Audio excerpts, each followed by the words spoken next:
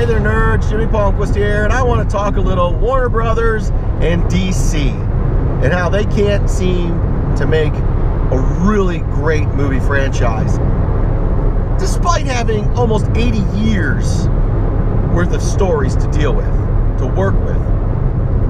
But now, luckily, somebody has wisened up, and it looks like they might be on the path of redemption. I have no idea why the powers that be gave Zack Snyder so much power. No idea. I thought Man of Steel was good. I enjoyed it. But there were elements of Man of Steel that I knew were Zack Snyder's, and he would simply carry on to anything else he did. We saw that in Batman vs. Superman. Now, to be fair, from what I've read and understand, Warner Brothers did try and get Christopher Nolan to be a bigger part of all of this. He was a producer on Man of Steel. They wanted him to direct. They wanted him to have a bigger role in the whole franchise, but he was burnt out because he'd already done the Batman trilogy. Totally understand. So Warner Brothers tried.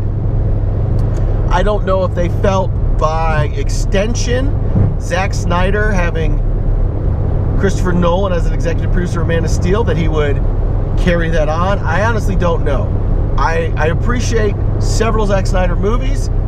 I just don't think he can handle the whole ship, meaning I think he needs to have somebody there telling him no. I think he has great ideas, but some of them are way out there, and he needs somebody to rein him in.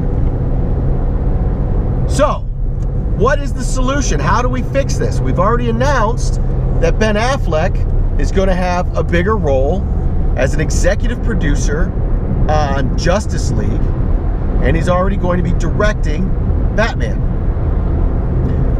Well, Warner Brothers has announced that Geoff Johns, creative comic book writer extraordinaire, is going to basically executive produce and oversee the DC world. Awesome. Awesome, awesome, awesome. I think Geoff Johns has done an amazing job on the comic book side of things.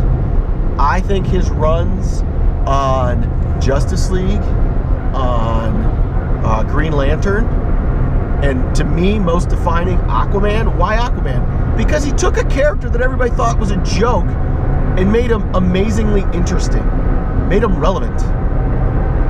I think he understands these characters pretty much better than anyone at DC, or especially Warner Brothers, and I think he will be able to launch the characters into a full-on movie franchise.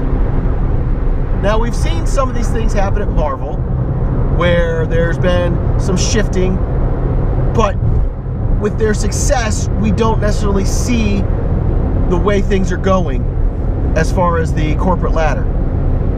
But there has been consolidation, so you have less middlemen, less money men making demands, and you really have the creatives doing what they need to do.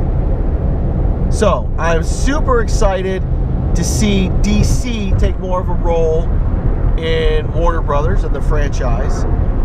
I think Zack Snyder is a fine filmmaker. I just don't think he's necessarily a great executive producer, especially when it comes to the DC franchise. So I'm happy to see he is not going to be solely in charge of this. And to be honest, I'm pretty excited that Warner Brothers made this decision versus sort of a Green Lantern decision where, oh, no, we're done. We're going to wait a couple years and start over. Hopefully this gets the ball rolling. Hopefully this gets us a franchise that we want to see, to be honest. So I'm excited, curious to see how this is going to work out, but I'm more than anything excited. Let me know what you guys think in the comments below. Geoff Johns, executive producer, basically czar of DC Comics when it comes to Warner Brothers.